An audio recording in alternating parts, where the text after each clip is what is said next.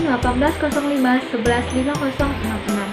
Saya merupakan mahasiswa Universitas Mula Warman Fakultas Keguruan dan Ilmu Pendidikan, jurusan Pendidikan Guru Sekolah Dasar.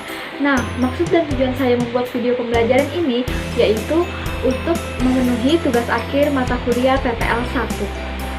Untuk langkah-langkah kegiatan pembelajarannya, simak video selengkapnya ya. Selamat pagi anak-anak. Pagi, Bu. Apa kabarnya hari ini? Baik, Bu. Nah, di masa pandemi saat ini, tetap patuhi 3M ya, yaitu selalu mencuci tangan, selalu memakai masker, dan selalu menjaga jarak, agar kita tetap sehat dan terhindar dari virus corona. Iya, Bu. Sebelum memulai pembelajaran pada pagi hari ini, ada baiknya kita berdoa terlebih dahulu ya. Coba Naimilka dipimpin dulu doanya. Teman-teman, sebelum kita belajar, mari kita berdoa. Berdoa dimulai. Berdoa selesai. Baik, terima kasih Naimilka. Selanjutnya Ibu mau ngabsen dulu ya, yang namanya Ibu panggil, angkat tangan dan bilang hadir. Anissa, Hadir, Bu.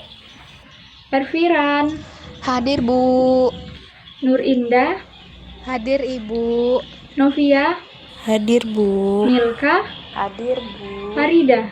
Hadir, Bu. Berarti hadir semua ya anak-anak Ibu pada hari ini. Iya, Bu. Selanjutnya, mari semuanya kita berdiri untuk menyanyikan lagu Indonesia Raya ya. Indonesia, tanah airku, tanah tumpah darahku. Indonesia Raya, merdeka, merdeka, tanahku, negeriku yang ku cinta. Indonesia Raya, merdeka, merdeka, hiduplah Indonesia Raya. Silakan semuanya melakukan kegiatan literasi terlebih dahulu ya untuk menambah wawasan kalian. Nah, kalian boleh ngambil buku yang ada di pojok kelas untuk kalian baca. Ibu ngasih waktu 10 menit untuk kalian baca buku tersebut. Paham? Paham, Bu. Nah, selanjutnya Ibu mau nanya ke kalian semua nih. Apakah kalian pernah berjabat tangan atau mengobrol dengan orang lain?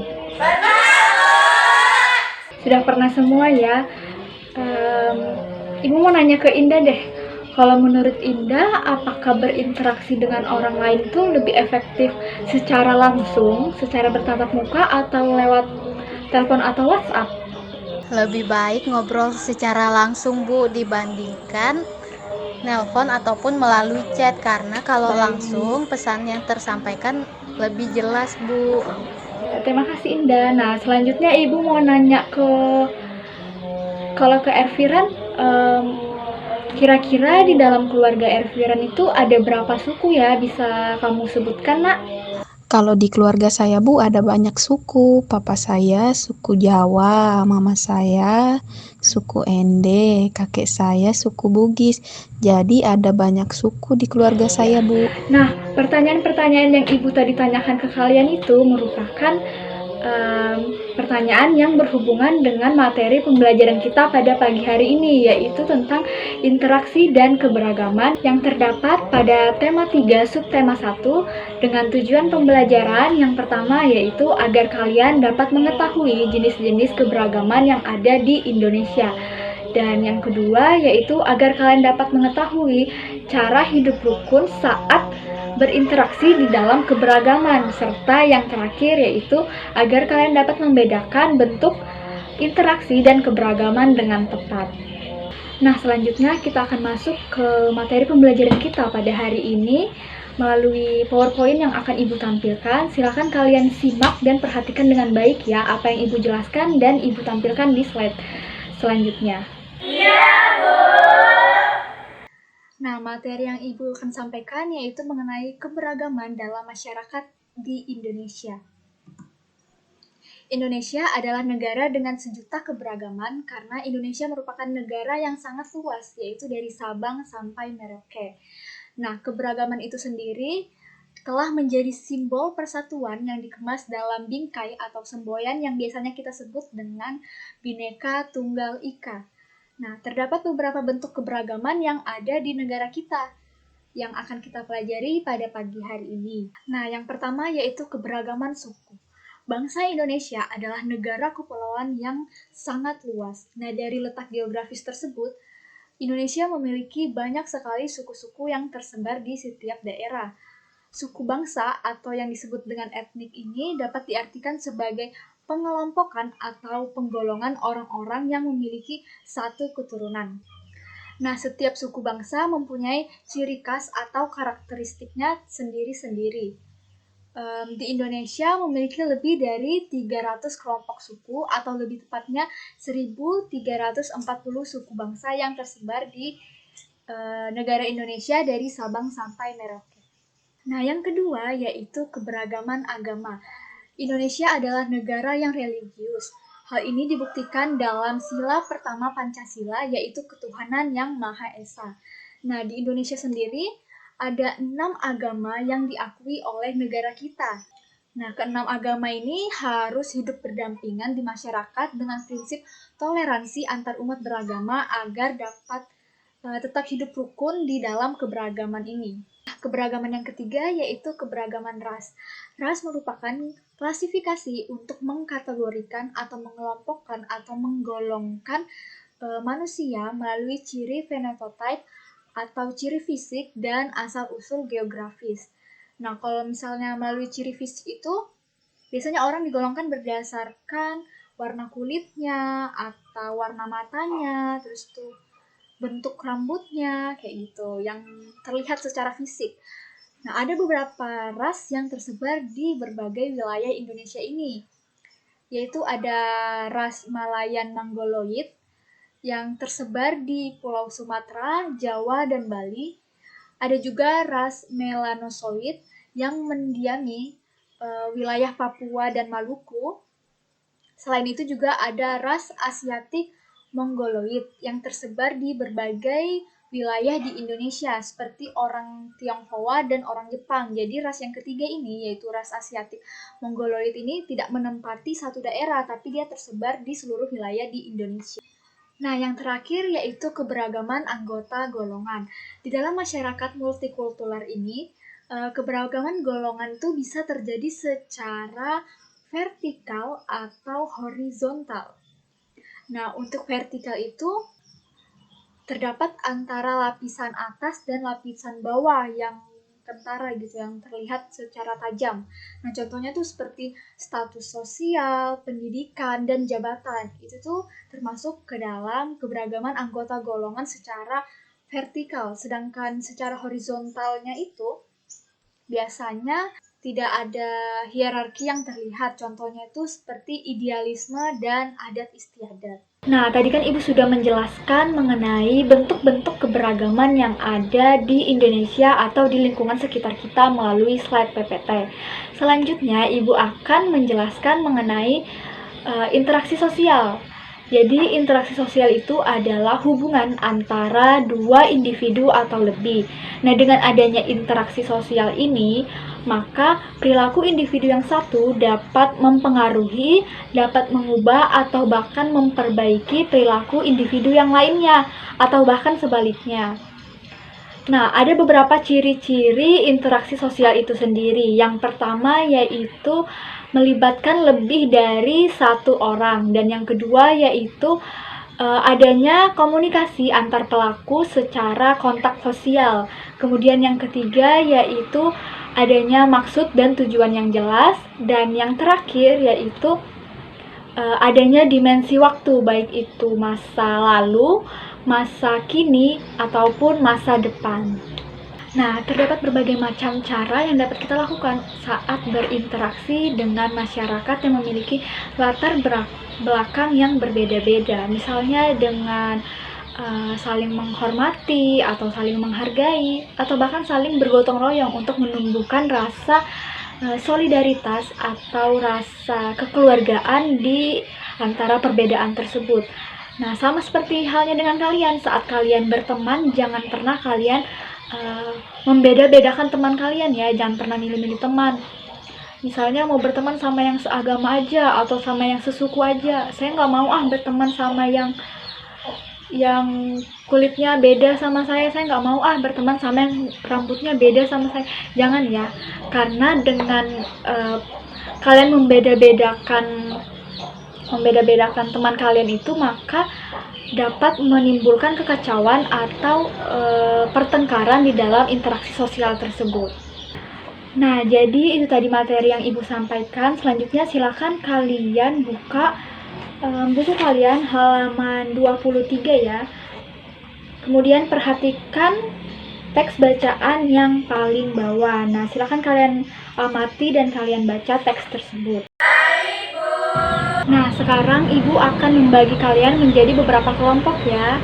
Nah, kelompok pertama yaitu Anissa dengan Erviran, kemudian kelompok kedua yaitu Nur Indah dengan Novia, dan kelompok terakhir yaitu Milka dengan Farida.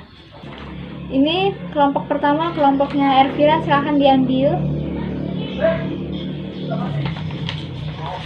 Kemudian kelompok dua,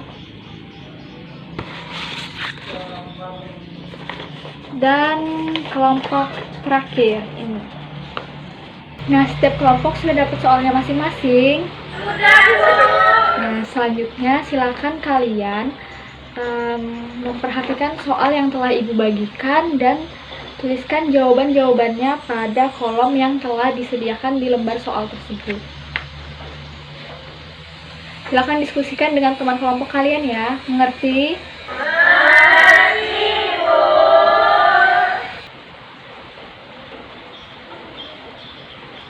Sudah selesai semuanya? Pintar. Nah, sekarang waktunya kalian untuk mempresentasikan hasil diskusi kelompok kalian ya. Coba kelompok 1, siapa yang mau menyampaikan hasil diskusinya? Saya, Ibu. Ya, silakan Anissa.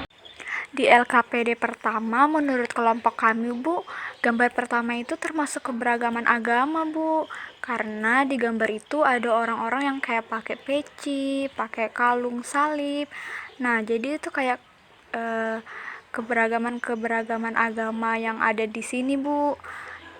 Terus keberagaman agama menurut kelompok kami itu adalah banyaknya jenis-jenis agama yang ada di tempat tertentu. Seperti di Indonesia ini ada 6 agama yang diakui.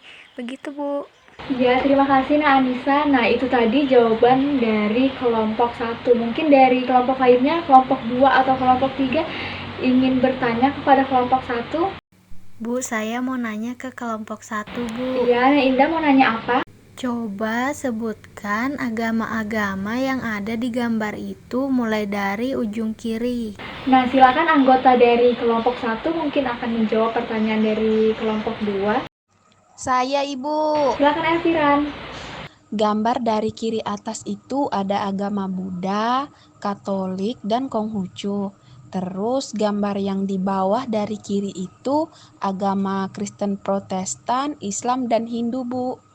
Nah, terima kasih Elviran sudah menjawab pertanyaan dari kelompok 2. Nah, semuanya beri tepuk tangan untuk kelompok 1.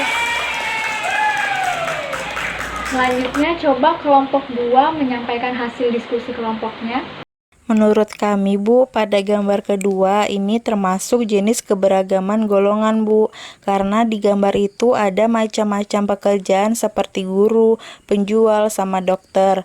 Nah, jadi keberagaman golongan itu adalah bermacam-macam golongan tertentu, Bu. Contohnya pendidikan, jabatan, atau pekerjaan. Nah, itu tadi jawaban dari kelompok 2. Silakan beri tepuk tangan untuk kelompok 2. Selanjutnya kelompok terakhir yaitu kelompok 3. Siapa yang ingin menyampaikan hasil diskusinya? Saya, Ibu. Iya, silakan Nak Milka. Menurut kelompok kami, Bu, 5 cara hidup rukun saat berinteraksi dalam keberagaman. Yang pertama itu tidak saling menghina sesama teman. Yang kedua, tidak milih-milih teman. Yang ketiga, menghargai antar budaya. Yang keempat, menghormati agama orang lain. Dan yang kelima, Bu, membantu teman yang sedang kesusahan. Nah, itu tadi penyampaian materi dari kelompok 3. Beri tepuk tangan untuk kelompok 3. Jadi semua kelompok sudah mempresentasikan hasil diskusinya ya. Nah, silakan boleh dikumpulkan kembali lembar kerja yang sudah kalian diskusikan tadi dengan kelompoknya. Terima kasih. Nah, karena tadi sesi diskusinya sudah selesai, selanjutnya di sini Ibu akan membagikan kembali lembar kerja kepada kalian. Namun lembar kerja yang ini, soal yang ini tuh dikerjakan secara individu, tidak lagi secara kelompok. Nah, ini lembar-lembar kerja yang akan kalian kerjakan. Nah, Anissa boleh diambil terus dibagikan ke teman-teman yang lainnya ya. Siap, Bu. Sudah selesai semuanya? Nah, kalau sudah selesai, soalnya boleh dikumpulkan ke Ibu.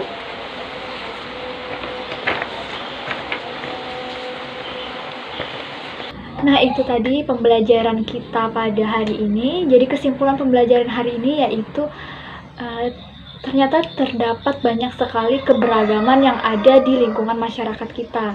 Nah, dengan adanya keberagaman ini, maka kita harus tahu nih bagaimana cara untuk dapat hidup rukun di dalam keberagaman. Karena kita sebagai makhluk sosial tentunya akan terus berinteraksi dengan masyarakat sekitar kita. Makanya kita harus saling menghargai dan saling menghormati perbedaan yang ada. Ibu mengasih tugas nih ke kalian untuk minggu depan. Jadi silakan kalian membuat suatu komik kayak gambaran gitu, lukisan atau gambaran yang kalian gambar di buku tugas kalian. Kemudian kalian warnai sekreatif mungkin agar gambaran itu menarik. Nah, kemudian dikumpulkan minggu depan ya. Mengerti? Nah, silakan simpun bukunya. Sebelum pulang, ayo ketua kelas dipimpin dulu doanya. Teman-teman, sebelum kita pulang, mari kita berdoa. Berdoa dimulai. Berdoa selesai. Terima kasih, itu tadi pembelajaran kita hari ini. Selamat siang. Nah, itu dia video pembelajaran dari saya. Kurang lebihnya mohon maaf. Terima kasih telah menonton video ini sampai habis. Semoga kalian suka dan semoga bermanfaat. Dadah!